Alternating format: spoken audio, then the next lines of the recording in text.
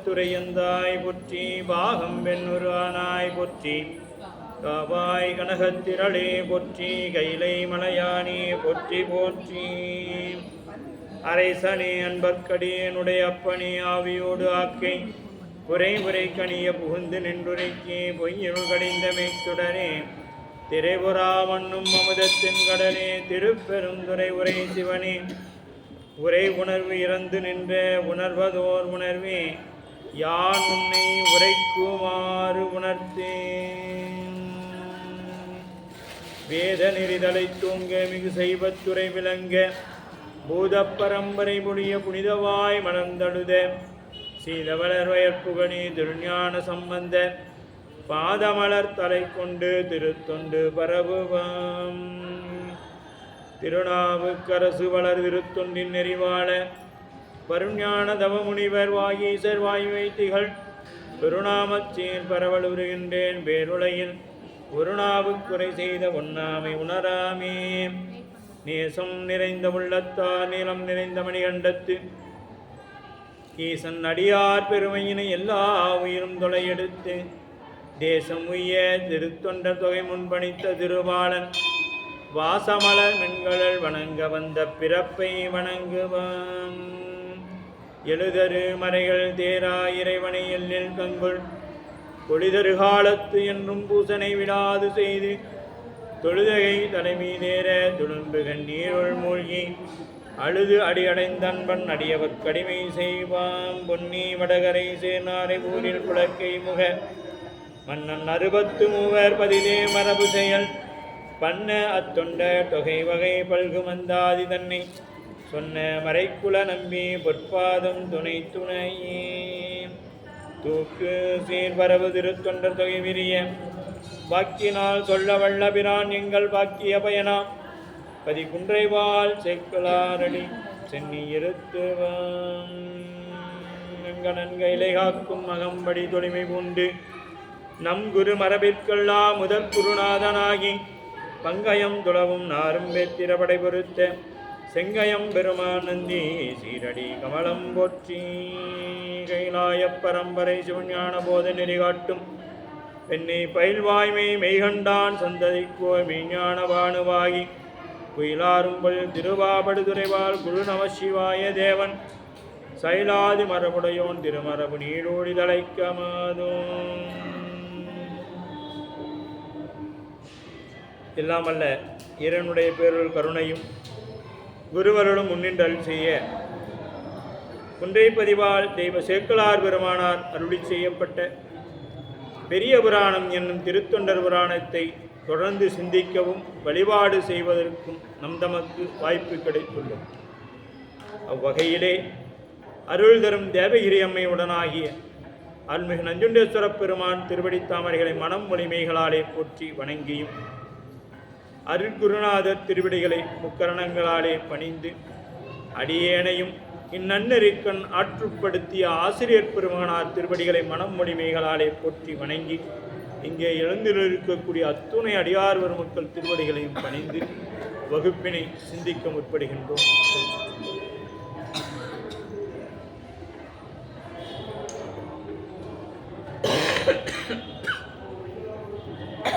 நாம் இதுகாலும் 115 பாடல்கள் சென்ற வகுப்பில் நிறைவு செய்திருந்தோம். பொன்னிமய பொற்பறையான் பயந்து அருளும் பூங்கொடிதன், நன்னி நிலை அன்று அளந்த எழுத்து அருளும் நம் பெருமான், தன்னுடைய அடியவர்தம் தனித்தொண்டர் தம்முடைய அந்நிலையை கண்டு அன்பர்க்கு அருள்புரிவான் வந்து அணைவார். இறைவன் அருள் செய்வதற்காக வருகின்றான். இப்பொழுது நமக்கு திருமேனி தாங்கி வருகின்றான் என்றாலே என்ன அர்த்தம்? பெருமான் நமக்கு அருள் செய்ய வேண்டியும் நம்மீது வைத்த கருணையின் காரணமாக இறைவன் இங்கே எழுந்தருள் செய்கின்றான் என்பது பொருளாகும்.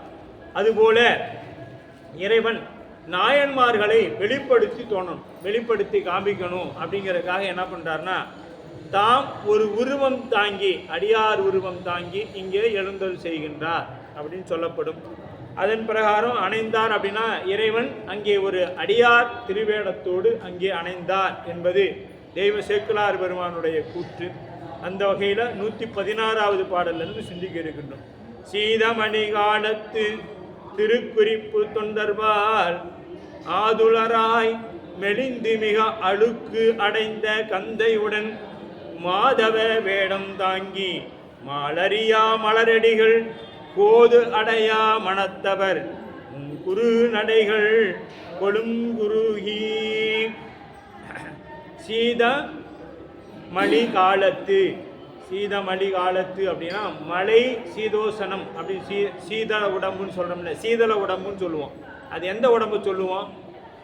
உடம்பு கசகசன்னு வேர்த்து கொண்டே இருந்தால் என்ன சொல்லுவோம்? அவங்க உடம்பு சீதள உடம்பு, தேல் கடிச்சா சீக்கிரமாக அவங்களுக்கு பிரச்சனை வந்துடும் அப்படின்னு சொல்லி நம்ம கிராம வழக்க பேச்சில் கண்டிருப்போம். அப்போ சீதளம் அப்படின்னா மழை குளிர்ச்சி பொருந்திய அல்லது மழை நிறைந்த காலம். இது எவ்வளோ அப்படின்னு பார்த்தோமா, இவருடைய முக்தி நட்சத்திரம் என்னன்னு பார்த்தீங்கன்னா சொல்லுங்கள். சித்திரை மாதம் சொல்லுங்கள். சித்திரை மாதம் தெரியல. சுவாதி நட்சத்திரம். சித்திரை சுவாதி திருக்குறிப்பு தொண்ட நாயனாருடைய குரு பூசை நாள். இப்போ சித்திரை மாதம் எப்படி இருக்கும்? நல்ல காற்றும் மழையுமாக இருக்கும். அந்த காலம் எப்படிப்பட்டதுன்னா காற்று மழை வெயில் மூன்று சேர்ந்து இருக்கக்கூடிய காலம் அது.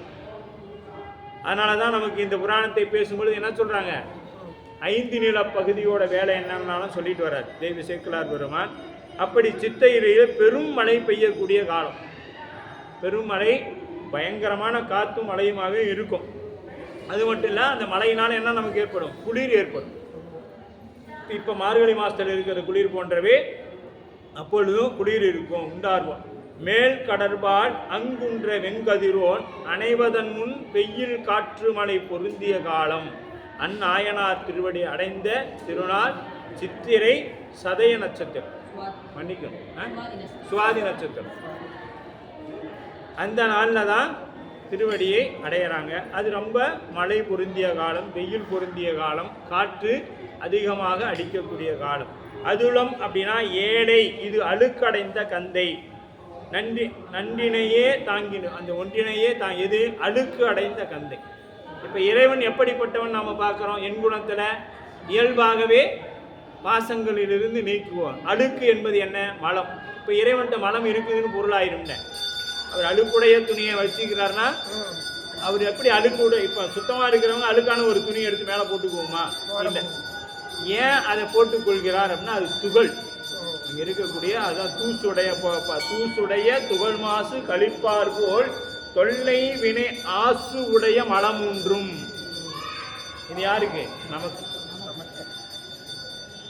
அதை நீக்கும் பொருட்டாக இறைவன் அழுக்கு தாங்கி வருகின்றான். அந்த அழுக்கு உடையை, அந்த கந்தை உடையை தாங்கி கொண்டு வருகின்றார். அப்ப கந்தை அப்படிங்க மாதவ வேடர். யார் இது மாதவ வேடர்னா? சிவனடியார் திருவேடம். அப்படின்னா என்னன்னா திருநீரு, உருத்திராக்கம், வேணி அப்படின்னா உச்சி குடுமி. இதெல்லாம் என்னன்னு சொல்றீங்கன்னா அடியாருக்குடைய இலக்கணம், புற இலக்கணம் 10 இதெல்லாம் நம்ம பார்த்துருக்கோம். அப்படி அடியாருக்குடைய இலக்கணங்கள் என்பது அதுக்கு மாதவ வேடம்னு சொல்றாரு சேக்கிழார் பெருமான். சும்மா சாதாரண வேடம் இல்லை இது. இப்போ நாம் சொல்றோம்ல வேஷம் போடாதரா சொல்றாங்க. வேஷம் என்பது மாதவ வேடம், மாதவ வேடம்னு சொல்லுது இது சேக்கிழார் பெருமான். அப்போ நம்மளாம் எப்படிப்பட்டவங்க நாமளே சிந்திச்சுக்கணும். எப்படி மாதவம்னா எப்படிப்பட்டவங்களாம் இருக்கணும்? நம்ம இறைவன் சிந்தனையை தவிர வேறு எதுவுமே இருக்கக்கூடாது. அதுதான் மாதவ வேடம். கோதையா மனத்தவர். அப்போ கோது அடையா மனத்தவர். கோது அடையா மனத்தவர்னா, கோதுனா என்ன? குற்றம். அடையா மனத்தவர் யாரு? பெருமான். பெருமான்கிட்ட குற்றம் இருக்குமானா இல்லை. அவருக்கு எல்லாமே ஒரே நேர்பார்வை.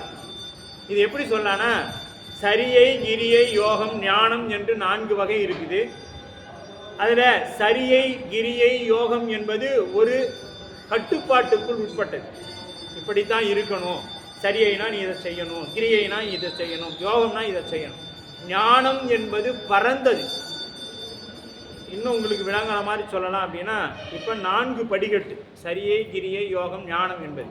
இப்போ இந்த 4வது படிக்கட்டு எப்படி இருக்குன்னு பார்த்தீங்கன்னா, சரியை ஒரு அடியாக 1.5 அடியாக வச்சுருப்பாங்க. இதெல்லாம் எப்படின்னு பார்த்தீங்கன்னா ஒரே மாதிரி தான் இருக்கும். சரியில் இருக்கிறவங்களும் கிரியில் இருக்கிறவங்க யோகத்தில் இருக்கும் ஒரே மாதிரி அளவில் தான் இருக்கும். ஆனால் அந்த ஞானம்னு சொல்லப்படக்கூடிய 4வது படியை பார்த்தீங்கன்னா படியாகவும் இருக்கும், தலமாகவும் இருக்கும்.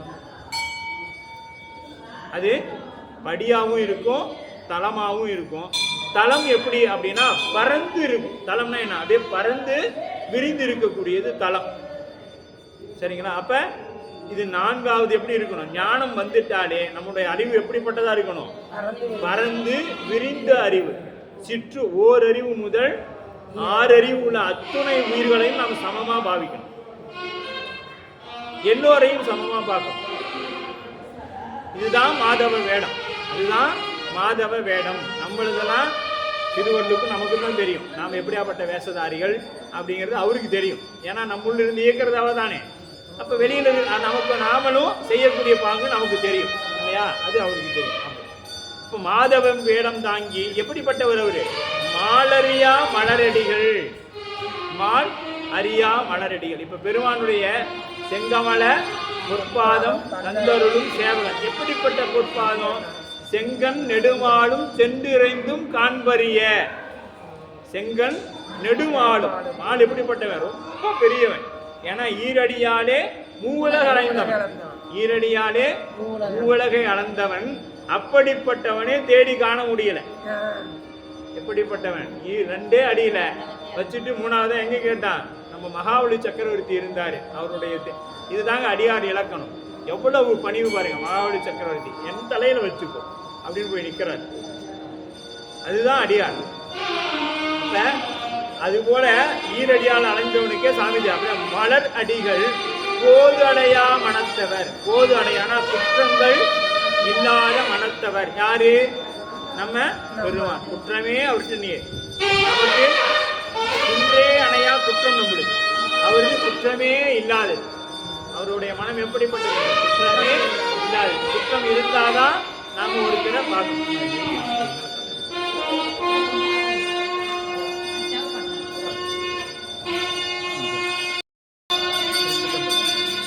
போது அடையா மனத்தவர் அப்படின்னா இங்க நாயன்மாரை குறிப்பிடுறார்.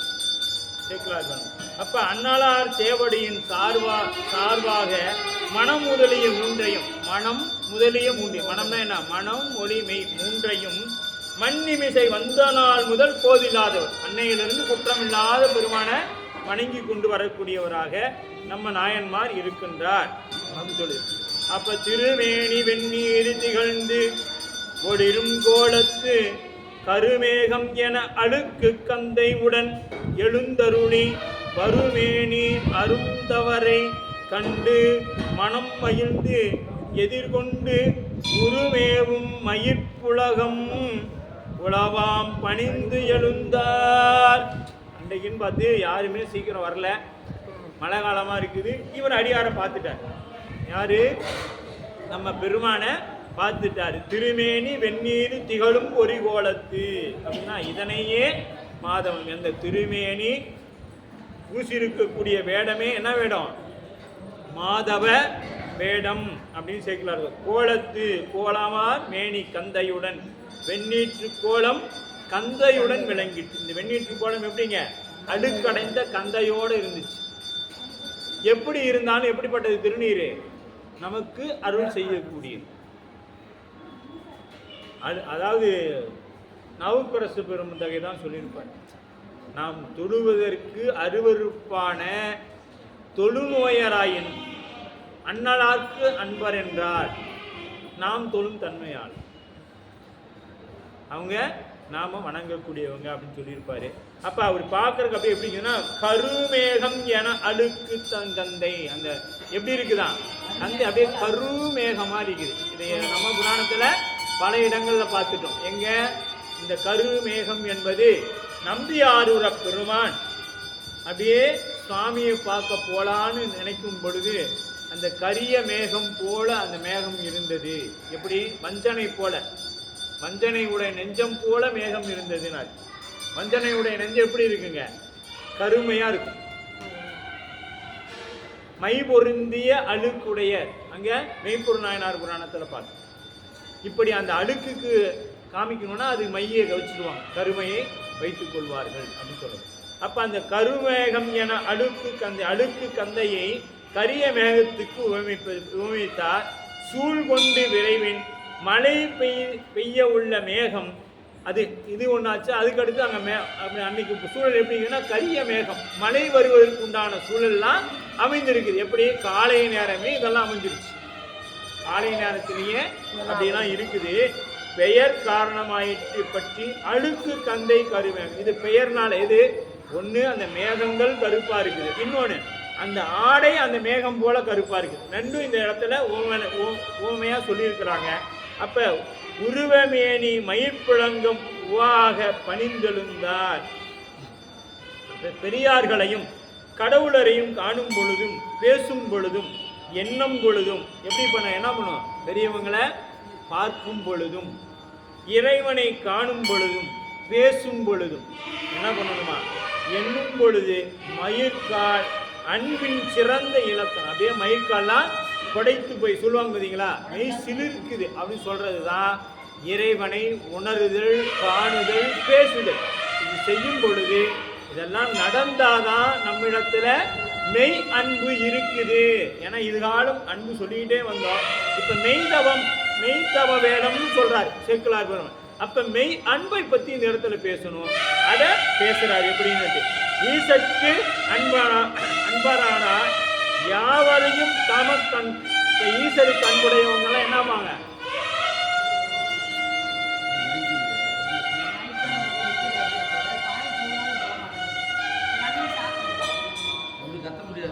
நிறுத்திட்டீங்களா? மிக குதுகுதித்து கொண்டாடி மணமகிழ்வுற்று அசைவின் போலும் பின் கன்றணைந்தால் கோலணைந்து பேசுவான் பணிந்த மொழி இனிமையானவை பேசுவார். இப்ப ஒரு அடியாரை பார்த்த மாத்திரத்துல ஈசற்கு அன்பர். இவர் யார் தெரியுமா, எங்க சிவபெருமானுக்கு அன்பர்.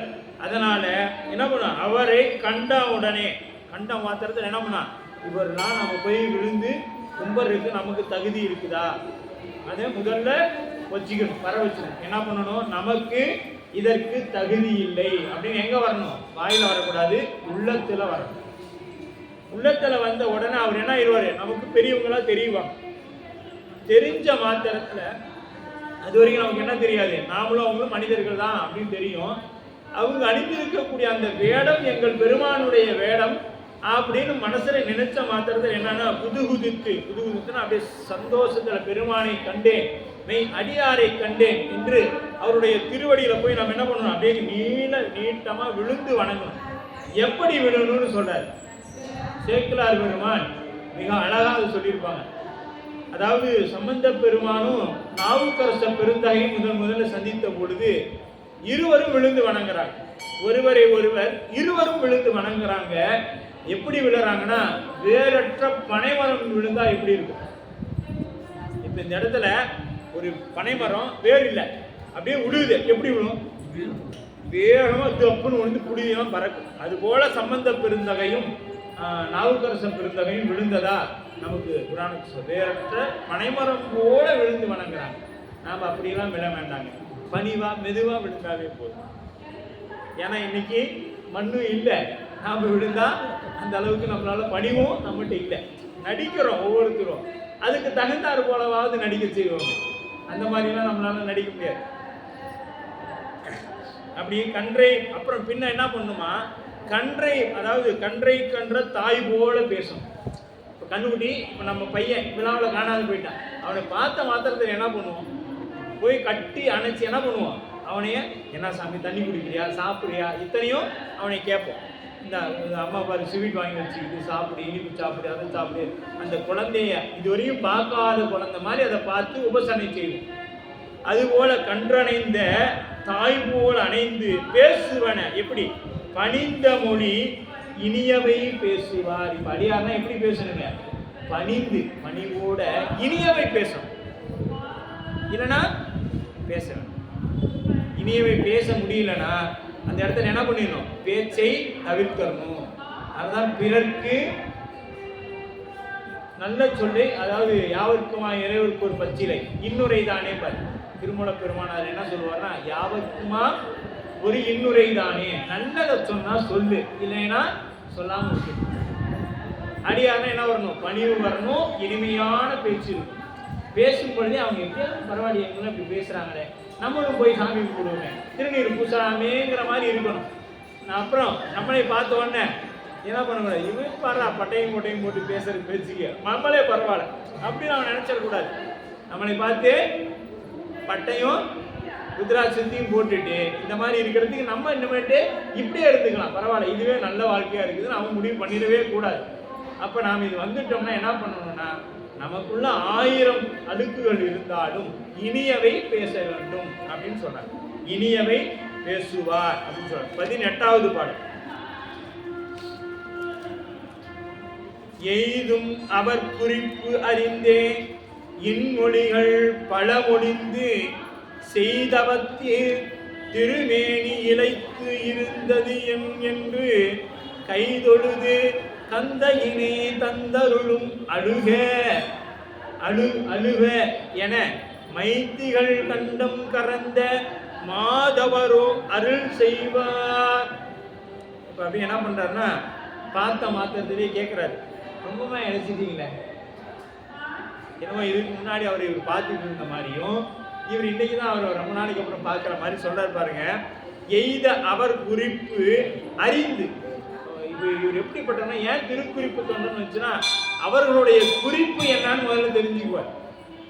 நம்ம வீட்டுக்கு வர அடியாரோ நம்ம இடத்துல வர அடியாரோ நம்ம சொல்றது தான் கேட்கணும்னு இல்லை, அவங்களோட எண்ணம் என்ன, அவங்களுக்கு எது பிடிக்கும் அப்படின்னு தெரிஞ்சுக்கிடணும். அதற்கு தகுந்தார் போல நாம மாறணும். இப்போ அவங்களுக்கு எனக்கு கத்திரிக்காயே சாப்பிட்றதுக்கு பிடிக்காது, ஆனால் அவர் கத்திரிக்காய் கூட்டு தான் பிடிக்கும். வந்த அடியாருங்க சரிங்களா, வந்த அடியாருங்க என்ன பிடிக்குங்க, கத்திரிக்காய் கூட்டு தான் பிடிக்கும்னா அவருக்கு அதை தான் செய்து தரணுமே ஒழிய எனக்கு பிடித்தது அவருக்கு திணிக்க கூடாது. எனக்கு பிடிச்ச மாதிரி நீ சாப்பிடணும்னு திணிக்க கூடாது. அப்போ என்ன பண்ணணும்னா அவருக்கு புரிந்தார் போல இன்மொழிகள் அறிந்து, அவருடைய குறிப்பு அறிந்து என்ன பேசுறாரு, இன்மொழிகள் பல பேசி நல்லவற்றை பல பேசுறாங்க, 1 2 இல்லை. பெருமானுடைய பெருமை இன்மொழினா என்ன, பெருமானை பற்றி பேசுறது. அப்புறம் அவர் வந்தவர் என்ன பேசணுமா, செய்தவர்க்கு நீங்க நல்ல தவம் பண்ணியிருக்கிறீங்க, திருமேனி இழைத்து இருந்ததே, உங்களுடைய திருமேனி பார்க்கறதுக்கு ரொம்ப இறைச்சி போயிட்டீங்க, இடையில உங்களுக்கு சரியா யாரும் கவனிக்கலையோ அப்படின்னு என்ன சொல்றாங்க, திருமேனி இழைத்து இருந்ததே அப்படின்னு சொல்லிட்டு அவர்கிட்ட ஏன் கேட்குறாரு, ஏன் உங்களுக்கு திருமேனி ரொம்ப இழைச்சிருச்சு. நாம 1 மாசம் வாங்கினான்னு கேட்க மாட்டான், அவனுக்கு இழைச்சிருச்சா அவன் பண்ணனதுக்கு அப்படி தாண்டா ஆகும், அவன் பண்ணதுக்கு அப்படி தான் ஆகும்.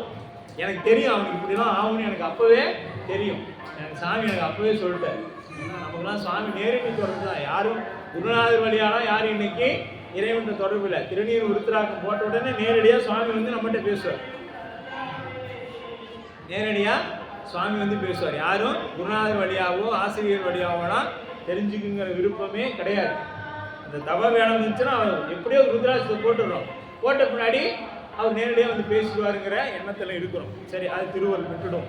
அப்போ ரொம்பமா இழைத்து இருந்ததே என் என்று கை தொழுது அவரை தொடரார், தொழுது மேலே வருவன தொண்டர்க்கே தொழில் மொழிகள் சிவநேயர் பாதம் வணங்கி சிறந்த அமர்வால் செயற்கறிந்து. அப்போ அவர் சிறந்து என்ன செய்யணுமோ அதெல்லாம் செய்து என்ன பண்றாரா, ஈசற்கு அன்பிலா. இது ஏன் இப்படி அன்பு அவர் மேல வைக்கிறாரு. இப்ப கண்ணப்பர் இதை தானே கேட்டாரு.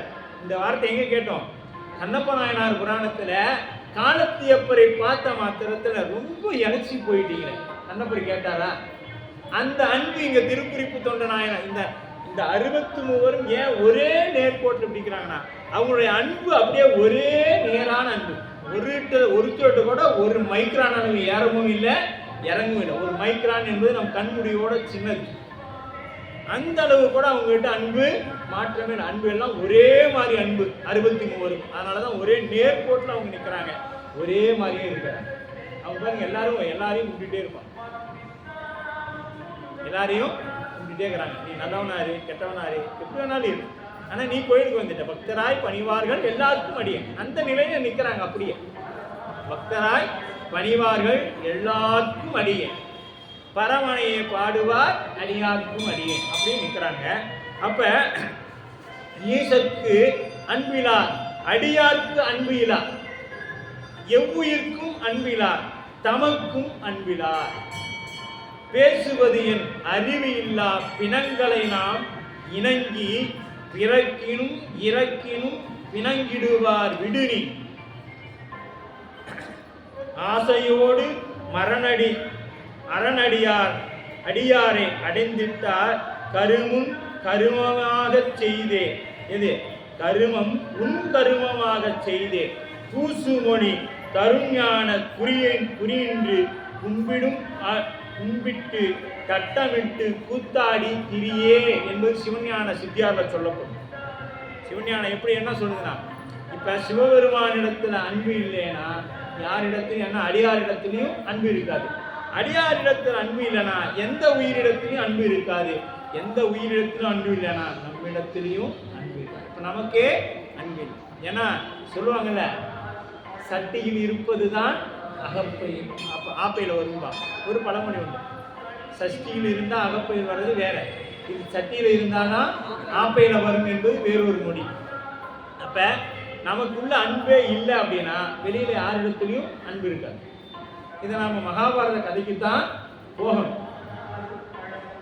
ஏன்னா தர்மனை கூப்பிட்டு போய் ஒரு கெட்டவனை பிடிச்சிக்கிட்டு வா அப்படின்னா தர்மன் சொல்றான், உலகத்துல ஒரு கெட்டவன் கூட இல்லையே அப்படின்னு. துரியோதனை கூப்பிட்டு ஒரு நல்லவனை கூட்டிட்டு வானா ஒரு நல்லவன் கூட இல்லையே. அப்ப என்னன்னா யார் அவங்களுடைய மனம் என்னவோ அதுதான் முன்னாடி இருக்கிறது. கண்ணாடி, இந்த உலகம் என்பது கண்ணாடி.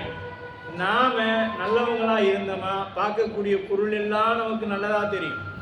நம்மிடத்துல தீமை இருந்ததுன்னா நம்மகிட்ட குற்றம் இருக்குங்க. நான் ஒரு திருடனா இருந்தேன்னா உங்களை பார்த்தா இவன் திருடன், எங்கேயோ திருடிட்டு வந்து இப்ப இங்க உட்கார்ந்து இருக்கான், இப்படிதான் நான் நினைப்பேன். இப்ப என்னிடத்துல இறைவன்பால் அன்பு இருந்ததுன்னா உங்களை பார்த்த மாத்த சாமி மேல எவ்வளவு அன்பு வச்சிருந்தா திருநீர் உத்திராக்கம் போட்டு வந்து இங்க உட்கார்ந்து இருப்பாரு அப்படின்னு வரும். இப்ப என்கிட்ட அன்பு இல்லை அப்படின்னா உங்ககிட்ட நான் என்ன நினைப்பேன், சுத்தரையும் சுத்திட்டு ஏதோ கொஞ்ச நேரம் உட்காந்துருந்தா அப்படி ஏதோ பார்த்துக்கலாம்னு சொல்லி வந்து உட்காந்து இருக்கிறீங்க, இப்படிதான் நினைக்க முடியும் இல்லையா? அப்ப இந்த உலகம் என்பது கண்ணாடி. அதை தான் நமக்கு என்ன பண்ணாரு சுவாமி அழகுபடுத்திட்டு போய் பார்த்தாரு. மாயை என்கின்ற அந்த கண்ணாடி சுந்தரா வாழ்ந்தார். அவ்வளவுதான். இது இந்த உலகம் அப்படிப்பட்டது. நாம எப்படியோ அப்படித்தான் இந்த உலகம் நம் கண்ணுக்கு தெரியும். நாம நல்லவனா இருந்தா இந்த உலகம் நமக்கு நல்லவனா தெரியும். நாம தீயவங்களா இருந்தா இந்த உலகம் நமக்கு தீமை நிறைந்ததாகவும் திருடர்கள் இருக்கக்கூடியதாகவும் தெரியும் அப்படின்னு சொல்லப்படும்.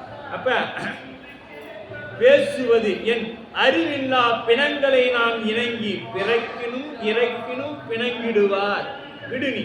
அவங்க விட்டுரு. அவங்க எப்படி எப்படின்னா எதானா அறிவில்லா பிணங்களை போல் அவங்க எப்படிப்பட்டவங்கன்னா அன்பில்லாதவங்க, அறிவில்லாத பிணங்களை போல். இவங்க என்ன சொன்னாலும் அப்படிதான் இருப்பாங்க. அவங்கள விடு நீண்ட சிவஞான சித்தியார்ல சொல்லிட்டாரு, கண்டிப்பா சொல்லிட்டாரு, வேணாம் விட்டுரு. ஆசையோடு அரணடியாரை அடைந்திட்டு நீ ஆசையோட பெருமான் திருவடி அடைந்துட்டனா கருமம் யாருடைய கர்மம்? அவருடைய கர்மம் நம்முடைய கர்மமாக கருதி செய் அப்படின்ட்டு. அவனுடைய வேலையெல்லாம் என்னுடைய வேலை. யாரு? அடியாருடைய வேலை எல்லாமே நம்முடைய வேலையாக எண்ணி செய்ய வேண்டும். அது மட்டுமல்ல, தருஞான குறிப்பினை குறிப்பிட்டு தட்டமிட்டு கூத்துமாடி. கூத்துமாடினா எப்படின்னா, கண்ணப்ப நாயனார் கண்ணை எடுத்து அப்பனார். அப்படி என்ன பண்ணாரு? அந்த ஆனந்தத்துல கூத்தாடினார். ஆனந்தத்துல கூத்தாடினார். அதுபோல கூத்துமாடி அப்படின்னு சொல்ற நாயன்மார்களே, அடியாரது உயர்வையும் எனது இழிவையும் நோக்கி ஞானி அடியாரிடத்தில் பணிவான சொற்களை கூறி நிற்பான். அவங்க யாருன்னா, ஞானிகள் எப்பொழுதும் அடியாரிடத்துல பணிவான சொற்களை சொல்லி நிற்பான். இதுதான் ஞானிகளுடைய நிலை. திருமேனி இழைத்திருந்தது அதுலாய் மெலிந்து அப்படின்ட்டு. உங்களோட திருமேனி ரொம்பமா மெலிஞ்சிருச்சேன் அப்படின்னு சொல்லி கேட்கிறாரு. கை தொழுது பணிந்து எழுது என்று அது பொது இலக்கணம் சொல்லி, அடியாருக்கு பணி செய்யும் பேறு தமக்கு கிடைக்க வேண்டி செய்த சிறப்பு வணக்கம் வணங்கின் பத்தினை செய்யும் மரபு குறித்தது. கழுவ அப்படின்னா நீரினில் சுத்தி செய்து வெள்ளையாக்க அப்படின்னு சொல்லலாம். நீரினில் சுத்தி செய்து வெள்ளையாக்க. அதனாலதான் தூசுடைய துகளை கழுவும். அது முன்னாடி பாட்டுல நமக்கு சொல்லியிருந்தார். தூசுடைய துகளை மாசு கழிப்பார் போல் தொல்வினை அப்படின்னு அந்த வரி. அப்ப அந்த மைத்திகள் கண்டர் கரந்த மாதவத்தோர் தொய்ந்து அழுந்தி பொங்கி வெளுத்து தர. அடுத்தது மைத்திகள் கண்டம் கரந்த மாதவத்தோர் அப்படின்னு சொல்லப்படும். இந்த கண்டம் கரந்த மாதவர் அழுக்கு ஏறா தனது ஆடையை அடுக்கு போல காட்டி. இறைவன் என்ன பண்ணார்? இறைவனுடைய அவருக்கு அணிஞ்சிருக்கக்கூடிய புடித்தோல் தான் அவர் அணிஞ்சிருக்கிறார். அதில் எப்பயாவது போய் அழுக்கு ஒட்டுமா அப்படின்னா ஒட்டாது. ஆனால் இவர் எப்படி பண்றாரா? அழுக்கு இல்லாத தன்னுடைய ஆடையை அழுக்கு ஆனது போல் காட்டிக்கொண்டு, இறைவன் என்ன பண்றான்? அழுக்கானவனை போல் காட்டிக்கொண்டு கந்தை கழுவும் தொழில் மூலம் அவனை பிறவி கழுவ செய்வதனால், யாருடைய? நாயன்மாருடைய அந்த பிறவியை பிறவி இல்லாம பண்ணணும். அதுக்காக இவர் என்ன பண்றாரு? தாம் அழுக்குடையவனை போல தாங்கி வருகின்றார். இந்த கரைமிடற்றான் பேசலாம் இன்னொரு நாள். அது ஏன்னா இறைவனுடைய 6 முகங்கள் ஏன் கரைமிடடு நீலகண்டம் என்று சொல்லப்படுதுன்னா, இறைவனோட மீதி 5 முகத்துக்கும் அது கிடையாது. இது திருநீலகண்டம் கிடையாது. 6வது முகமான அதோமுகத்துல தான் திருநீலகண்டம் இருப்பதாக சொல்லப்படுது. இதை நாம் இன்னொரு வகுப்புல சிந்திக்கலாம். சரிங்களா? ஏன்னா அதை பேசணும்னா விரிஞ்சிட்டு போயிடும். அது பேசணும். 119வது பாடல். இக்கந்தை அழுக்கு ஏறி எடுக்க ஒண்ணாதெனினும் யான் மெய் கொண்டு குளிர்க்கு உடைந்து விடமாட்டேன். மேல் கடல் மால் அக்குன்றம் வெம்கதிரோன் அனைவான் முன் தருவீரேன் கைகொண்டு போய் ஒளிந்து கொடுவரும் கடிது என்றார். இந்த கந்தை எதுங்க? எடுக்க ஒண்ணாது. இதை தாங்க முடியாது, தரிக்க முடியாது. இது எதுக்குமே ஆகாது. இந்த அவருக்கு வச்சிருக்கிற துணி எதுக்காவது ஆகுமானா எதுக்கும் ஆகாது. அது எது? நம்ம தான். எதுக்காவது ஆகுமானா எதுக்குமே ஆகாத நாம இந்த உலகத்திலேயே நாம தான் சிறந்தவங்கன்னு நினைச்சிட்டு எதுக்குமே ஒன்றும் போதா நாயேனை உய்ய கொண்ட நின்கருணை. எதுக்குமே ஆகாத நம்மளை என்ன நினைச்சுக்கிறோம்னா இந்த உலகத்திலேயே சிறந்தவன் நான் தான் அப்படின்னு நினைச்சுக்கிறோம். அப்படி இக்கந்தை அழுக்கு ஏறி எடுக்க ஒண்ணாது. எப்படிப்பட்டதுங்க? நம்ம இருக்கக்கூடிய அந்த ஆணவம் மலம் என்கின்ற அழுக்கு நம்ம இடத்திலிருந்து நீக்கிக் கொள்ளவே முடியாது. யாரால? சிவபெருமான் திருவருள் அன்றி வேற யாராலையும் அதை நீக்க முடியாது. அவனால மட்டும்தான் நீக்க முடியும். அப்படிப்பட்ட எடுக்க ஒண்ணாது எனினும் யான் மெய்கொண்டு குளிர்க்கு உடைந்து விட மாட்டேன். இப்ப நான் இந்த குளிருக்காக இதை வச்சிருக்கேன். குளிருக்கு எப்படி இருக்கும்? அது நல்லா எப்படிங்க இருக்கு? குளிருக்கு நல்லா குளிர் தாங்கும். நல்லா அழுக்கு இருந்துச்சு என்ன ஆகுது? பனி உள்ள இறங்காது. அந்த பனி உள்ள இறங்காதனால என்ன ஆகாது? அது குளிராது. அதனால இது எனக்கு குளிருக்காகவும் வச்சிருக்கேன் அப்படின்னு சாமி சொல்றாங்க. மாட்டேன். மேல்கடல் பால் அக்குன்றம் வெங்கதிரோன். எனக்கு அந்த மேற்கடல் பால், அந்த மானக்கிரி, அந்த குன்றம் எது? விலக சுத்தறிவுன்னு சொல்லப்படும். வெங்கதிரோன் அனைவரும். இந்த மேற்கு கடல் இருக்குது இல்ல, அங்க போய் சூரியன் மறையறதுக்குள்ள என்ன பண்ணணும்? நீ தருவீரே. நீ தரேன்னு சொன்னா நான் இந்த கந்தையை உன்னிடத்தில் தருகிறேன் அப்படின்னு என்ன பண்ணிட்டாரு சுவாமி? அங்க ஒரு அண்டர்லைன் பண்ணி கொடுத்துட்டாரு. அப்ப என்ன ஆச்சு? தர முடியாதுங்கிறது அப்பவே சாமி முடிவு பண்ணிட்டாரு. தர முடியாது. ஏன்னா நீ தருவீரேன் அப்படின்னா அவ்வளவுதான், தர முடியாது. தருவீரேன் தருதற்கு நீ உடன்படுவாராகின் கடிது கொடு வரும். அப்ப அதி விரைவு பற்றி வந்த எச்சரிக்கை குறிப்பு. கடிதுனா விரைவாக, கடிதுனா வேகமாக, விரைவாக, சீக்கிரமா எனக்கு கொண்டு வந்து கொடுத்துரு. எது? குளிர் குடையாகும். இது குளிருக்கு. இப்ப நம்மகிட்ட ஒரே துணி தான் இருக்குது. இந்த நல்ல மார்கழி மாதம் ஒரே துண்டு மட்டும்தான் வச்சிருக்கிறோம். அதையும் என்ன பண்றோம்? இரவு படுக்கும் பொழுது போத்திக்கிறதுக்கு வேணும். அதையும் ஒருத்தன் வாங்கிட்டு போயிட்டா நம்ம நிலைமை எப்படி இருக்கும்? அதுதான் சாமி. இப்ப சாமி அப்படிதான் சொல்றாரு. என்கிட்ட இருக்கிறது இது ஒரே ஆடை தான். அதுவும் என்னாச்சு? நல்ல அழுக்கேறி இருக்குது. அது எதுக்குன்னா எனக்கு நல்ல குளிர் தாங்க அப்படின்னு சொல்லிக்கிறார். 20வது பாடல் 120. தந்தருளும் இக்கந்தை தாளாதே ஒழித்து உமக்கு இன்று அந்திபடுவதன் முன்னம் தருகிறேன் என அவரும் கந்த இது ஒழித்து உணங்கி கடிந்து இன்றே தாரேன் இந்த உடம்புக்கு இடர் செய்யீர் என்று கொடுத்து ஏவினார். சாமி சொல்றாரு, அடியாரை நோக்கி சொல்றாரு, தொழும்பனார் அப்படின்னா இறைவனுடைய அடிமைன்னு பொருள். தொழும்பனார்னா தொழும்புடையேன். அப்ப தந்தொல்வீராக இக்கந்தையின் சிறிது தாளால் எப்ப இன்று அந்திப்படுவதன் முன்னே ஒழித்து தருகிறேன்னு யாரு சொல்றா? அவரு சொன்னார். நான் மாதிரி இன்னைக்கு சாயங்காலம் சூரியன் மறையிறது கூட உனக்கு நான் கையில கொடுத்துறேன்றார். இந்த கந்தையின் விரைவாக ஒழித்து உலர வைத்து இன்றைக்கு தருவீராகில் இந்த உடலுக்கு துன்பம் செய்வ இன்னைக்கு நீ தரல அப்படின்னா இந்த உடம்புக்கு நீ துன்பம் செய்வீராகும் அப்படின்ட்டு. இப்ப பெருமானை துன்புறுத்தலாமா?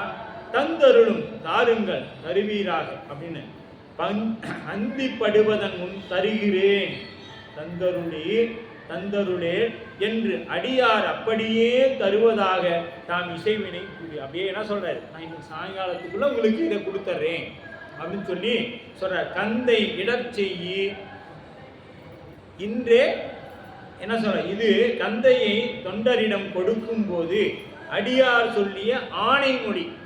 இது ஆணைமொழியை சொல், இன்னைக்கு நீ அந்திப்படுவதும் கொடுத்தரும் அப்படின்னு சொல்லி ஆணைமொழியா. இந்த உடல் உயிருக்கும் உடலின் மூலமாகவே துன்பம் வருகின்றன. இந்த உயிருக்கு எதன் வழியா துன்பம் அனுபவிக்குது? இன்பமோ துன்பமோ எது வழியா அனுபவிக்குது? உடம்பின் வழியாக அனுபவிக்குது. இந்த உயிருக்கு வலிக்குதுன்னா எப்படி வலிக்கும்? உடம்பில் அடிபட்டா உயிருக்கு வலிக்கும். ஏன்னா உயிர் இல்லாத ஒரு உடம்பு அடிச்சோம்னா அந்த உடம்புக்கு வலிக்கணும்ல. உயிர் இல்லாத ஜடப்பொருள் ஒன்று இருக்குது, அதை அடிச்சா வலிக்குமானா வலிக்காது. அப்போ வலி என்பது யாருக்கு? இந்த உயிருக்கு தான். இன்பமும் துன்பமும் யாருக்கு? இந்த உயிருக்கு தான். அப்ப இந்த உயிர் இந்த உடலாய் பற்றியதாக வேண்டி உள்ளிருக்கும் இறைவனாகிய என்னை தாக்குவது என்றபடி. எது? இந்த உயிருக்கு, இந்த உடம்புக்கு உயிர் பேச அடிப்படையா இருக்குது. அந்த உயிரை இயக்குவது யாருங்க? இறைவன். அப்ப இந்த உடம்புக்கு ஏற்படும் பொழுது அந்த வலி உயிருக்கு இருக்குது. உயிருக்கு ஏற்படும் பொழுது யாருக்கு இருக்கும்? இறைவனுக்கும் இருக்கும் அப்படிங்கிற. இறைவனுக்கும் இருக்கும். இறைவனாகிய என்னை தாக்காது என்றபடி இவ்வுலகத்து உயிர்கள் எல்லாம் என் உடல். இந்த உலகத்தில் உள்ள எல்லா உயிர்களும் என்னுடைய உடல். அதனால தான் இறைவன் கடலையும் மிரட்டு கண்டன் என்ன பண்ணிட்டாரு? அந்த விஷத்தை வெளியவும் கொடுக்கல, உள்ளாரையும் அனுப்பல. ஏன்னா உள்ளும் வெளியும் அவன் தான் இருக்கு, உயிர்கள் தான் இருக்குது. அவனுக்கு வெளியேயும் உயிர்கள் இருக்குது, உள்ளேயும் உயிர்கள் இருக்குது. இனி உலகத்து உயிர்கள் எல்லாம் என் உடல். உயிருக்குள் உயிராய் நான் நிற்கின்றேன். உயிருக்கு உயிராய் நான் நிற்கின்றேன். உயிர்களாய் என் உடலுக்கு வரும் இடர்கள் என்னை தாக்காது. என்னை தாக்குமானால் தாக்காது. இந்த உடம்பை உயிருக்கு வலி இருக்குது, அந்த உயிரை தாங்கி கொண்டிருக்கிற இறைவனுக்கு இருக்குமானா இறைவனுக்கு வலி இருக்காது. இதன்றியும் அடியார்கள் உடலை வேறாய் பிரித்து இன்ப துன்பங்களை அதனிடம் சாத்திடம் அவற்றின் படாது என்ன வரும் பேசுவது என்று. அடியார்கள் என்ன பண்ணுவாங்கன்னா உடம்பையும் உயிரையும் வேறு வேறாக நினைத்துக் கொள்வார்கள். இந்த உடம்பு இப்ப நமக்கு ஒரு தீங்கு செய்யறாங்கன்னா எதன் வழியா செய்யறாங்க? உடம்பின் வழியா நமக்கு தீங்கு செய்யறாங்க. உள்ளே இருக்கக்கூடிய உயிர் இறை சம்பந்தப்பட்டது. ஆகவே நாம் அந்த உயிரைத்தான் காண வேண்டும். அது பற்றியும் இந்த உடலுக்கு இயல்பு அது பற்றியே இந்த உடலுக்கு என்றார் யாரு? கண்ம பாவங்களை தாம் உடன்பட்டு தாளாது அனுபவங்களை உடலாய் கழிப்பது பெரியோர். அந்த அனுபவங்களை உடல் ஊழாய் கழிப்பது பெரியவர்களுடைய இயல்பு. அது பற்றி இந்த உடலுக்கு என்றார். பெரியவர்களுடைய அனுபவம் எப்படின்னா வரக்கூடிய துன்பம் உடல் ஊழாய் கழியும், உடல் வினையால் கழியும் என்பது பெரியவருடைய. அப்ப இடர் செய்தி இறந்த காலத்தில் கூறினார். செய்தி இடர் செய்தி இறந்த காலத்தில் கூறார். நீர் சொல்லியபடி தருதல் கூடுவதில்லையாயின் இடர் செய்தவராகவே உமக்கென்பீர் பலிக்க. இப்ப இறந்த காலத்துல சொல்லிட்டார் செய்வி ஆகில் அப்படின்னு. அப்ப அடுத்தது 121வது பாடல். குறித்த பொழுதே ஒழித்து கொடுப்பதற்கு கொடுபோந்து வெறித்தட நீர்த்துறையின்கண் மாசு எறிந்து மிக புழுக்கி பிரித்து ஒழிக்க புகும் அளவில் பெரும்பகல் போய் பின்பகல் மாறி கரத்தால் திருவருளால் மழை எழுந்து பொழிந்திடுவாள். என்ன போச்சுன்னா போனாரு, அது கம்மியாளுக்கு இருந்தா பரவாயில்ல, நம்மளை மாறி வெள்ளாயில வச்சு வேயிச்சு மட்டும் போட்டு தொப்பு தொப்புன்னு தொப்பி எல்லாம் பண்ணி வெளுக்கும் நேரத்தில் யாரால மழை வந்துச்சு? மறிகரத்தார் அப்படின்னா மாதவர் குறித்த பெரும் பகல் அப்படின்னா இந்த பகல் பொழுது காலை 12 மணி வரைக்கும் இருக்கக்கூடியது பெரும் பகல் பொழுது. அந்த பொழுது எல்லை கழிந்து பின்பகலாகி இப்போ மதிய நேரம் தொடங்கிடுச்சு. மதிய நேரம் தொடங்கி மாலை நேரம் ஏறக்குறைய மாலை ஒரு 5 மணின்னு வச்சுக்கிங்க. 5 மணி ஆயிடுச்சு அப்படி வச்சுக்கலாம். பின்பகல், பின்பகல்னா நண்பகல் முடிஞ்சு பின்பகல் வந்துடுச்சு. மதியம் நண்பகல் முடிந்து பின்பகல் வந்துடுச்சு. பின்பகல் மானே சூது கையில் இப்போ மானை சூடி இருக்கக்கூடிய சிவபெருமான் மரி என்ன சொன்னாரு? கை கொண்டு எது மறிகரத்தார் அப்படின்னா மறிகரத்தார்னா மான்மழுவை கையில் மறைத்து வைத்து கொண்டு வந்தவர் பொழிந்து திருவருளால் மழை எழுந்து பொழிவதற்கு ரெடி ஆயிடுச்சு. யாரோட கருணையினால்? சிவபெருமானுடைய கருணையினால் மழை வரக்கு தயாராயிடுச்சு. இப்போ நாமளும் என்ன பண்ணுவோம்னா வழிபாடை நிறைவு செய்யும் பொழுது வான்முகில் வளாது பெய்க, வழிபலம் சுரக்க, மன்னன் பொன்முறை அரசு செய்க, ஒரு 4-5 நாள் மழை பெய்யும். அப்போ என்ன செய்வோம்? வான்முகில் வளாது பெய்க, அப்போ வேண்டாமே அப்படின்னு. ஏன் தொடர்ந்து மழையே பெய்துட்டு இருக்குதே, இன்னும் வேற சாமியிட்ட கேட்டு என்ன பண்றது அப்படின்னு சொல்லி. ஏன்னா மழையின்றி அமையாது உலகு, நீரின்றி அமையாது உலகு.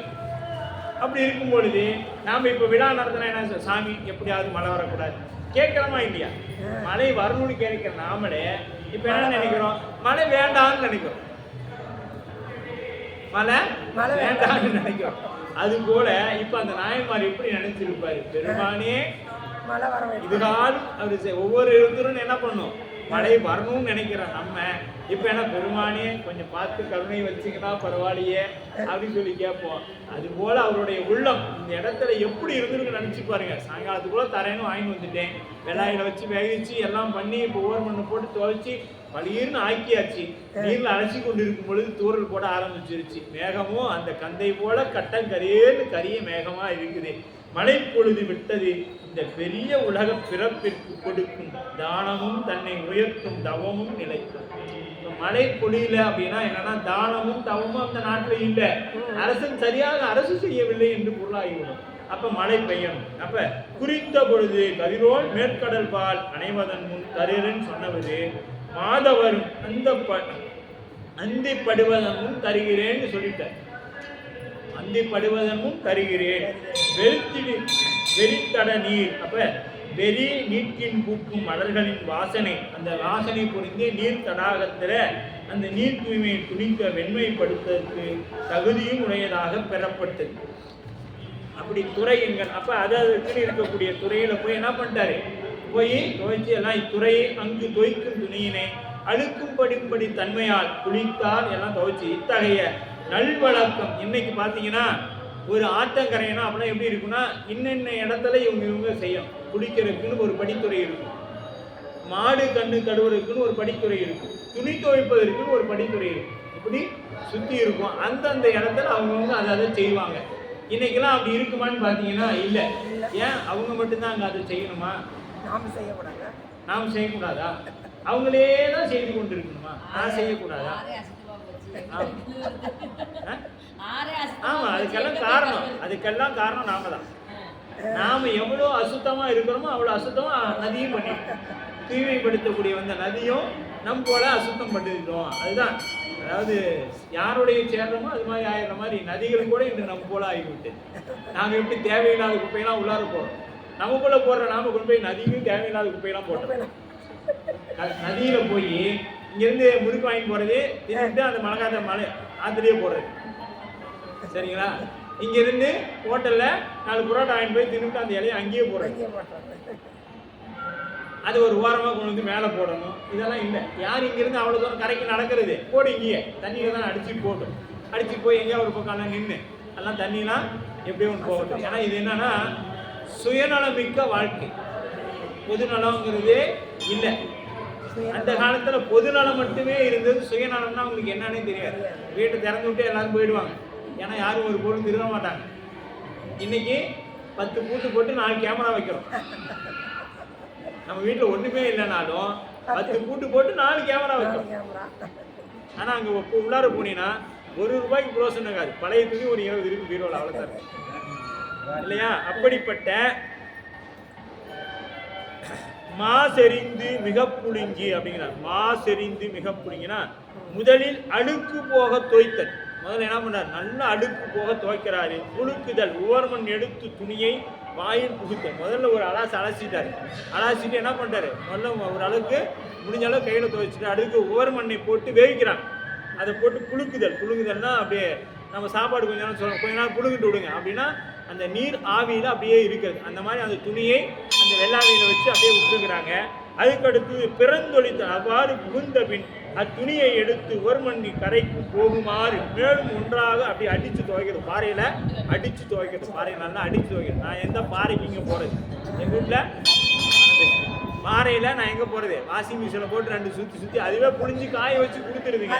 எடுத்து போட்டால் போதும், அவ்வளோதான்.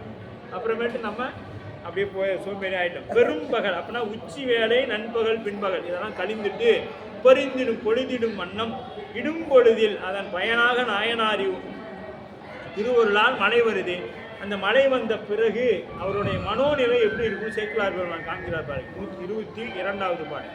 திசை மயக்க வெளி அடைத்த செரு முகிலின் குழாமிடைந்து மிசை சொரியும் புனல் தாரை விழி நுழையா வகைமிடைய அசைவுடைய மனத்து அன்பர் அறிவு மறந்து அருந்தவர்வால் இசைவு நினைந்து அணிந்து இனியான் என் செய்கேன் என நினைந்தார். அவரோட மனோநிலை, நான் இதுக்கு மேல என்ன பண்ண முடியும்? என்ன சொல்றாரு? ஒளிபெறா மயங்கும்படி வெளியெங்கும் அடைந்த திரண்ட முகிலின் கூட்டங்கள். இந்த முகிலின் கூட்டம் என்ன ஆயிடுச்சுன்னா நெருங்கி மேலே நின்று பெய்யும் மலைகளின் தாரைகள் கண் பார்வை செல்லக்கூடாது. கண்ணில் ஒரு பொருளை இந்த பக்கம் இருக்கிற பொருளை அந்த பக்கம் பார்க்க முடியும். அவ்வளவு மழை பெய்யுது. மழை எப்படிப்பட்டு பெய்யுதுங்க? இந்த பக்கம் இருக்கிற பொருள் அந்த பக்கம் தெரியல, அவ்வளவு மழை பெய்யுது. இப்போ இந்த துணியை நான் எங்கே கொண்டு போய் காய வைக்க முடியும்? அப்போ அவருடைய உள்ளம் எப்படி இருந்திருக்கும்? இந்த இடத்துல போய் நின்று பார்க்கணும். அந்த மனசு எப்படிங்க இருந்திருக்கும்? அந்த அடியார்ட்ட சொல்லிட்டோம், அவருக்கு ஒரே ஆடை தான் இருக்குது, அந்த ஆடையை நாம் வாங்கிட்டு வந்துட்டோம். அவர் என்ன சொல்றாரு? துன்பமுற்ற மனத்தினை அன்பர்தம் அறிவு அயர்ந்து அரிய மாதவத்தர் தாம் கொடுத்த வாக்குறுதியை நினைந்து மனம் உடைந்தார். என்னடா இப்படி நாம் இன்னைக்கு தொண்டு செய்து இப்படி ஆயிடுச்சு. நாம் சில நேரங்கள் மனம் உடைவது உண்டு. நாம் செய்கிறது தொண்டு இல்லை, நாம் செய்கிறது சுயநலத்தோட சில பணிகள். அப்படி செய்யும் பொழுது அதில் வரக்கூடிய பிரச்சனைகள் ஏற்படும் பொழுது போடா இதுக்கு மேலே இதெல்லாம் செஞ்சு என்ன செய்யணும்? நம்ம என்னத்தை செய்தாலும் நமக்கு குற்றமே வந்து நிற்கிது. இப்போ எல்லார் மாதிரியும் நானும் வந்து சாமி கும்பிட்டு போகிறேன் அப்படிங்கிற நிலைக்கு வந்துடும். வரும் பொழுது நான் என்ன செய்வேன்? இப்படி இருக்கும் பொழுது இனிமேல் நான் என்னத்தை செய்ய முடியும்? திசை மயக்கு அப்படிங்கிறார். திசை மயங்கி என்பது திசை தெரிய மாட்டாது. திசை மயக்குனா இப்போ நம்ம எந்த திசையில் இருக்கிறோம்னே தெரியாத அளவில் மழை பெய்யுது. மழை எந்த திசையிலேயே இருக்கிறோன்னு தெரியாத அளவில் மழை பெய்யுது. மயக்கம், மக்கள் மயக்கம், மதி மயக்கம் அப்படின்னு சொல்ல முடியாது. மக்கள் மயக்கம்னா அது திசைகள் மீது ஏற்றி, மக்கள் எங்கே யார் இருக்கிறாங்கன்னு தெரியாதனால அது என்ன சொல்றாரு? திசைகள் மீது ஏற்றி சொல்றார். வெளி அடைந்த ஆகாய வீதியை மறைத்து, வெளி அடைந்தனா ஆகாய வீதியையே மறைச்சி மழை பெய்து செறிமுகிலின் நீள் செறிவினை குலாம் முகில் கூட்டங்களையும் விடைதல் அப்படின்னா பல கூட்டங்கள் ஒன்றாக. இந்த கரிய மேகம் நிறைய ஒன்று சேர்ந்து கட்டங்கரையேன்னு ஊற்றுது. தாரை விழி நுழையா உகையிட அப்படிங்கிற. அப்போ மழை துளிகளின் நெருக்கம் பார்த்தீங்கன்னா அப்படியே ரொம்ப நெருக்கமாக மழை பெய்யுதுங்க. ரொம்ப இடைவெளி விட்டுலாம் பெய்யல, அப்படியே ரொம்ப நெருக்கமாக கண் பார்வை இடையில் செல்ல விடாதபடி நெருங்கிய மலை. சாமி, ஏன்னா இது சாமி கொடுத்தது. அவர் எவ்வளோ வல்லமை புரிந்தவர் நம் இறைவன். அவர் கொடுக்கக்கூடிய மழை சாதாரணமானதாக இருந்திருக்குமா? அப்போ நல்ல நெருக்கமாக மழை பெய்யுது, அடர்ந்து இடைவிடாது மழை, அப்படியே கம்பி மாதிரி கம்பி கம்பியாக இருக்கிற மாதிரி மழை பெய்யுதுங்க. அவ்வளவு மழை பெய்து கொண்டிருக்குது. வெளிநுழைதாய் அசைவுடைய அறிவு மறந்து நினைந்து அழிந்து நின்றார். இவை நாயனாருடைய கவலை. அப்படியே என்னன்னா எல்லாம் அற்று நிற்கிறார். அறிவு மறைந்தது, தன்னுடைய நிலை குலைந்தது, அப்படியே என்ன செய்வதொன்று அறியாது இருக்கிறார். இப்போ என்ன செய்யறது அப்படிங்கிற நிலையில நாயன்மார் அப்படியே நிற்கிறார். என்ன செய்யறதுன்னே அவருக்கு தெரியல. அசைவு அப்படின்னு முதலில் நிகழ்வன மனத்தினையும் பெயர்த்திடும் நிலையையும். அறிவு மறைத்தல் அப்படின்னா மனத்தினை பெயர்த்து அசைவின்றி அறிவு. இப்போ அறிவு வேலை செய்யணும் என்னது, கோமா ஸ்டேஜுக்கு போயிடும். அப்போ என்ன ஆயிடுச்சு, எதுவுமே வேலை செய்யாது. ஆனால் உயிர் இருக்கும். அப்படி இருக்கிறார். எப்படி இருக்கிறார் நாயன்மார்? நம்ம திருக்குறிப்பு தொண்டர் எப்படி இருக்கிறார்னா அறிவு அப்படியே இருக்கிறார். என்ன செய்யறது அவ்வளோதான். ஏன்னா இதுக்கு மேலே இதை காய வச்சு கொடுக்கறது நிஜமா இல்லை. இப்போ நாம் என்ன செய்ய முடியும்? அந்த கந்தையை எப்படி அவருக்கு நாம் கொடுக்க முடியும் அப்படின்ட்டு அழிதல் இசைப்பட்ட பொருள் ஏற்ற முடியாத நிலை நேர்படுவது பற்றி மன அழுத்தம். ஆயிடுச்சு, ஒரு வகையான மன அழுத்தம் ஏற்பட்டுருச்சு அவர். இது நாம் செய்ய முடியாது. நாம் நாயன்மாருடைய கொள்கை என்ன? செய் அல்லது செத்து மடி. செய்வாங்க, தாம் கொண்ட கொள்கையில அப்படியே நிற்பாங்க. கொள்கை விடும் பொழுது அவர்கள் உயிர் இருக்காது. உடம்புல என்ன இருக்காது? அந்த உயிர் இருக்காது. கொள்கையை விட்டாங்கன்னா உயிர் இருக்காது. கொள்கை இருக்கும் வரை அவர்கள் இருப்பாங்க. கொள்கை இல்லை அப்படின்னா உயிர் போயிடும். அப்ப நிற்றல் வேறு செயலற்று அப்படியே நிற்கிறார். வேறு செயலற்று பூதம் ஐந்தும் நிலையில் கலங்கினும். இவர்கள் எப்படிப்பட்டவங்கன்னு சொல்றாரு சேக்கிழார் பெருமான். பூதம் ஐந்தும் நிலையில் கலங்கினும் மாதொரு பாகத்து மலர்த்தால் மலர்ப்பிறார். எப்படிப்பட்டவங்கன்னு சொல்லுவாங்க திருக்கூட்டச்சிறுவன். 5 பூதமும் அதோட நிலையிலிருந்து மாறிடுங்க. ஆனா இவர்கள் அடியார்பால் வைத்த அன்பும் இறைவன்பால் வைத்த அன்பும் ஒரு பொழுதும் இம்மி அளவு மாறாததாக இருக்கும். என்னைக்கும் ஒரு இம்மி அளவு கூட மாறாது. அந்த அளவுக்கு அன்பு நிறைந்தவர்கள். காரணம், திருத்தொண்டு செய்வதற்கு இடையூறு ஏற்பட்டுச்சு. இப்போ இவங்க இடையூறு ஏற்பட்டால் என்ன செய்வாங்க அப்படின்னா அதை வெல்ல முடியுதான்னு பார்ப்பாங்க. இல்லை என்றால் ஒரு பாடலில் பார்க்கலாம். 123 ஓவாதே பொலிவு மலை ஒருகால் விட்டொழியும் என காவாடி திருத்தொண்டர் தனி நின்றார் விடக்கானார் மேவார் போல் கங்குள் வர மெய்குடிற்கும் விழுந்தார்வான் ஆ என் குற்றவள் அழிந்தவா என விழுந்தார். என்ன பண்ண ஓவுதல் அப்படின்னா நீங்காது ஒரு கால் விட்டொழியும். நாயனார் மனத்தின் கருத்து நம்பிக்கை. இப்போ விட்டா கூட போதும், எப்படியாவது காய வச்சிடலாம் அப்படின்னு அவர் ஒரு எண்ணம் இருக்குது. நிற்றலுக்கு காரணம் கூடி மேவுவார் பகைவர் கங்குகுலரை. பகைவன் என்று அறியாது தனது இசைவு நிறைவேறும்படியாக செய்துவிட்ட செயலின் வினை பற்றி இருந்தது. மேவுவார் ஒரு பகைவர் கங்குலை பகை வராது என்று. ஒரு பகைவன் இருப்பான், அவனால நமக்கு பகை வராது நிற்கிற மாதிரி இந்த மலை எப்படியாவது நிற்காதா அப்படின்னு சொல்லிட்டு நிற்கிறாரு. பகலோன் கறந்தான் காப்பார் செய்ய. பகலோன் கறந்தாங்க மறைந்தான். இப்போ என்ன ஆயிடுச்சு, இந்த நினைப்புக்குள்ள பகலோன் அந்த நேரம் வந்துருச்சுங்கிறார். ஏன்னா ஏற்கனவே என்ன ஆயிடுச்சு, கரிய முகில் மேகம் வந்து அதெல்லாம் மறைச்சிருச்சு. முன்னம் பாடலில் மெய்கொண்ட குளிர்க்கு உடைக்கு விடமாட்டேன். அப்ப ஆஹா என்பது அவர்களின் மெய் குளிர்க்கும் என நினைந்து வந்தவுடன் அதற்கு தாம் காரணமாகிவிட்ட நிலையை நினைந்தவாறு நாயனார் மனத்து நடுங்கி நின்றார். அந்த ஆஹா அப்படிங்கிறது அந்த அச்சச்சொல் எதுக்குன்னு பார்த்தீங்கன்னா, குளிர் நடுங்கருக்கு நான் ஒரு காரணமாயிட்டேன், என்னாலதானே அவர் இப்ப குளிர்ல இருக்க போறார் அப்படின்னு என்ன பண்றாரு அவரு.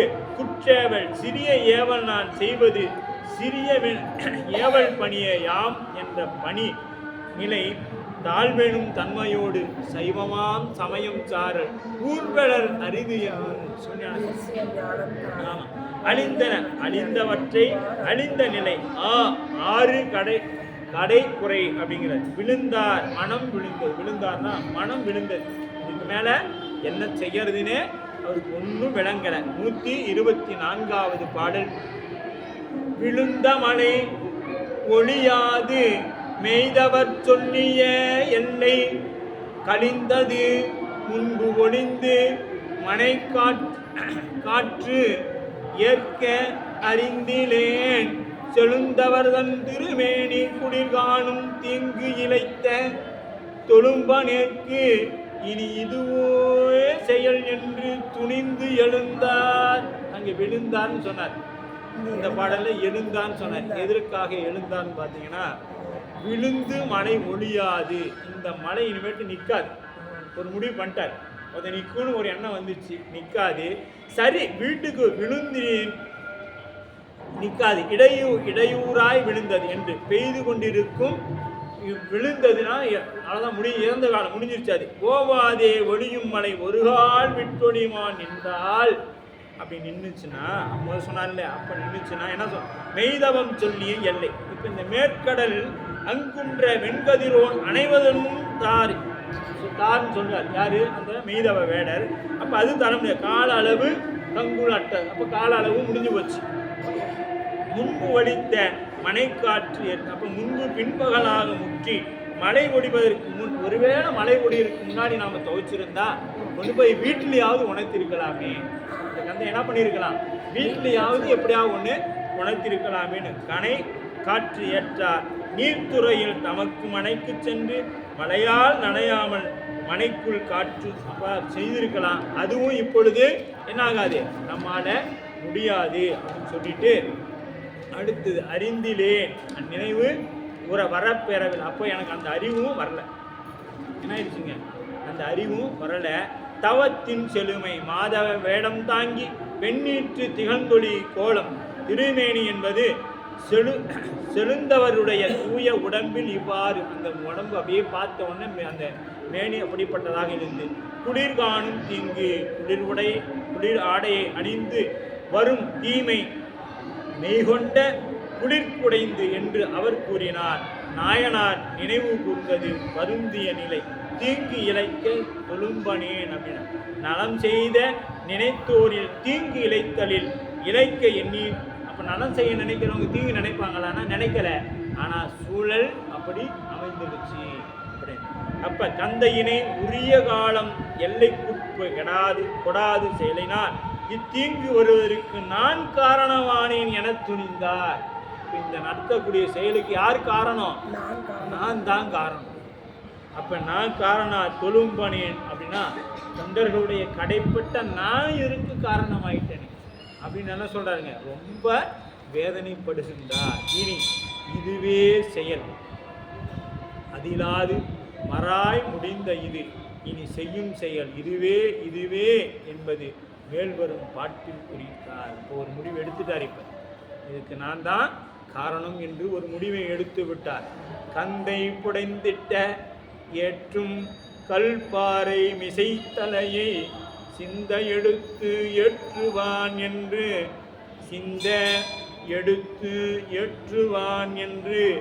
அணைந்து செழும்பாறை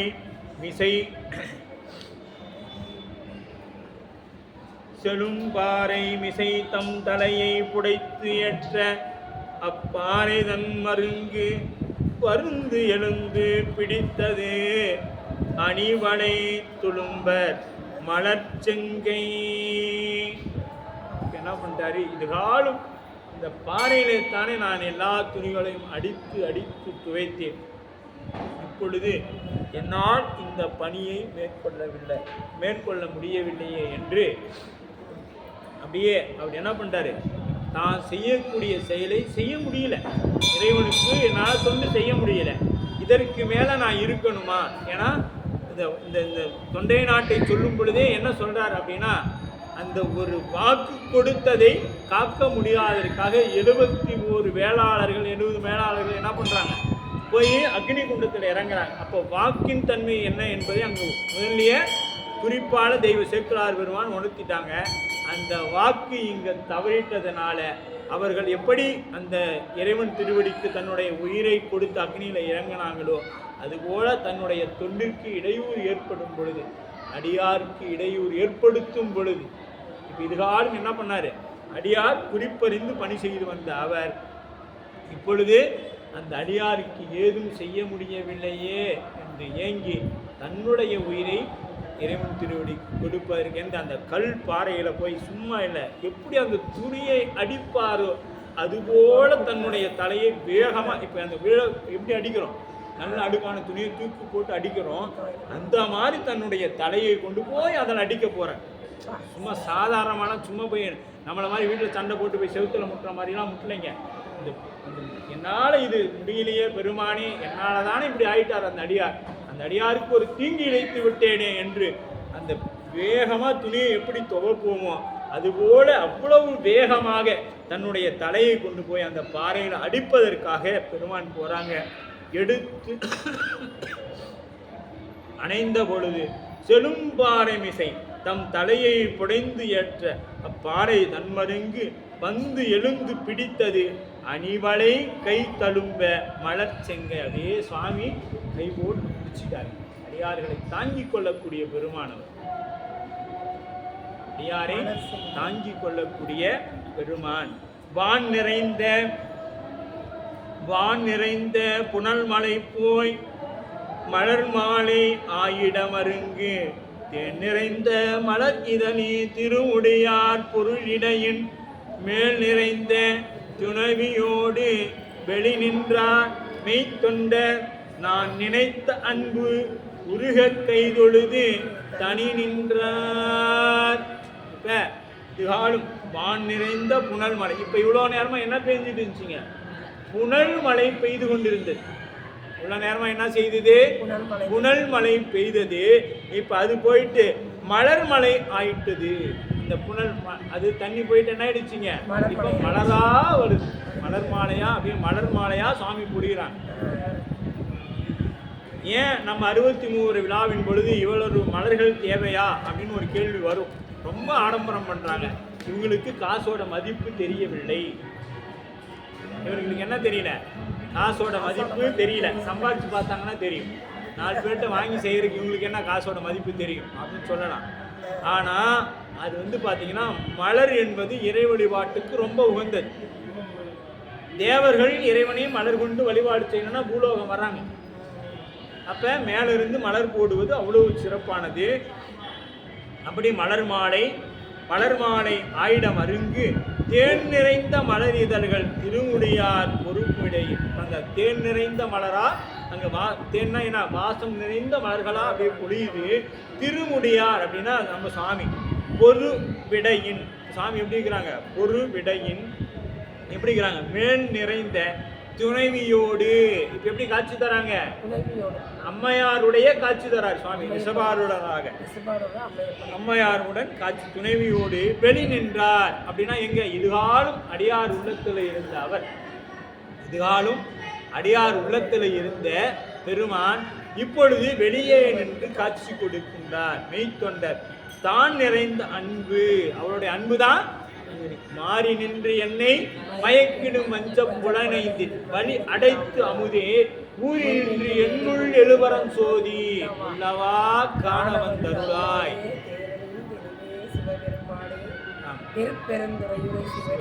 ஈரிலா பதங்கள் யாவையும் கடந்த இன்பமே என்னுடைய அன்பே.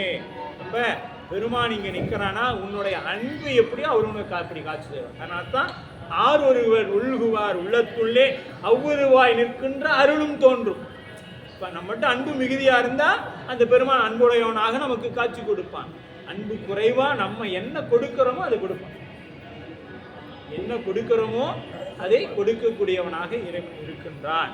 அப்போ மேல் நிறைந்த துணவியோடு மெய்த்தொண்டர் நின்றார். முன்னவரை நேர் நோக்கி முக்கண்ணர் மூவுலகுக்கு நின் நிலைமையை அறிவித்தோம். நீயும் இனி நீடியனம் மண் உலகத்து பிரியாது வைகுவாய் என அருளி அந்நிலையே எழுந்தருளி அணி ஏகம்பம் அணைந்தார். இப்போ இங்கே இதுக்கு முன்னாடி என்ன சொன்னார்? சபையை அடைந்தான்னு சொல்லுவார். இப்ப திரு ஏகம்பம் அணைந்தார். எது? முன்னவரை நேர் நோக்கி. முன்னவர்னா யாருங்க? நாயன்மாரை நேர் நோக்கி முக்கண்ணர். யாரு நேர் நோக்குறது? யாருங்க? முக்கண்ணர். இப்ப நயன தீக்கைன்னு சொல்லுவோம். நமக்கு நயன தீக்கைன்னு ஒண்ணு உண்டு. பார்த்த மாத்திரத்துல என்ன வினைகள் எல்லாம் எரிந்து போயிடும். அது மாதிரி இவரிடத்துல எதுவுமே இல்லை, தூய்மை ஆக்குறாரு. பார்த்த மாத்திரத்துல தூய்மை ஆயிடுச்சு. தூய்மையான உடனே இவர் இருக்கு மலங்கள்லாம் கிடையாது. ஆனா இன்னும் தூய்மை ஆக்கணும். தூய்மை ஆக்கினாதான் இறைவன்கிட்ட வர முடியும். அது எப்படிப்பட்டவர்? உள்ளிருந்து. அப்ப முன்னவர் நேர் நோக்கி முக்கன் மூவிளக்கு நின் நிலைமையை அறிவித்தோம். இப்ப எதுக்காக வந்தார் இவரு? சொல்லிட்டார், மூவிளகுக்கும் நின் நிலைமையை அறிவித்தோம். இங்க மட்டும் இல்லை, பூலோகம் மட்டும் இல்லை, வானவர்களுக்கும் பாதாள லோகத்தில் இருக்கிறவங்களுக்கும் எல்லாத்துக்கும் உன்னுடைய நிலைமையை தெரிய செய்து விட்டோம். இன்னைக்கு இங்க வேலை இல்லை, இனிமேட்டு உனக்கு இங்க வேலை இல்லை. பாருங்க, மூவிளகுக்கும் நின் நிலைமையை அறிவித்தோம். நீயும் இனி நீடிய நம் மண் உலகு. அப்படின்னா மண் உலகுனா மண் உலகம் இது இல்லை. மண்ணுனா என்றும் நிலைத்திருக்கக்கூடிய உலகம். கைலாயம், திருக்கைலாயம். மண் உலகுனா திருக்கைலாயம். பிரியாது வைகுவா, எப்பொழுதும் என்னை விட்டு பிரியா நிலை. இந்த முக்திக்கு பேர் என்ன பேருங்க?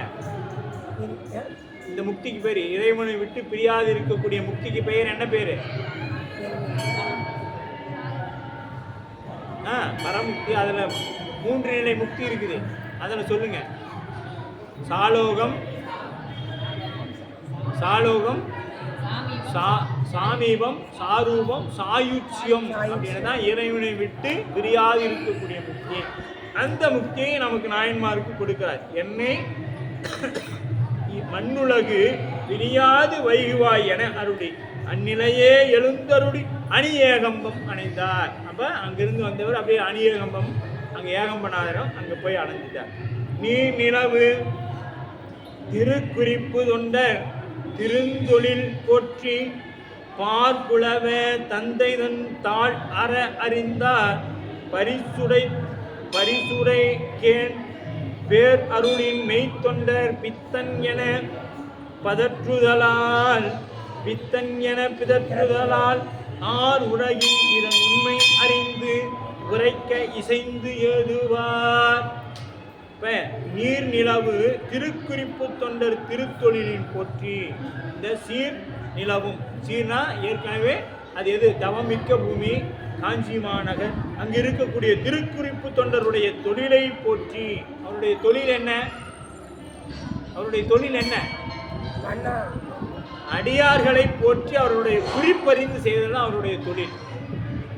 அதுதான் அவருடைய தொழில். அதனால அதை செய்து என்ன பண்ணிட்டாரு? தந்தை பார்குலத்தார் அது போற்றினோம். அவருடைய திருவடியை போற்றியதால், திருக்குறிப்பு தொண்ட நாயனாருடைய திருவடியை போற்றியதால் எனக்கு என்ன கிடைச்சது அப்படின்னா, பார்குலத்தார் தந்தைதால் அறையறிந்தார்.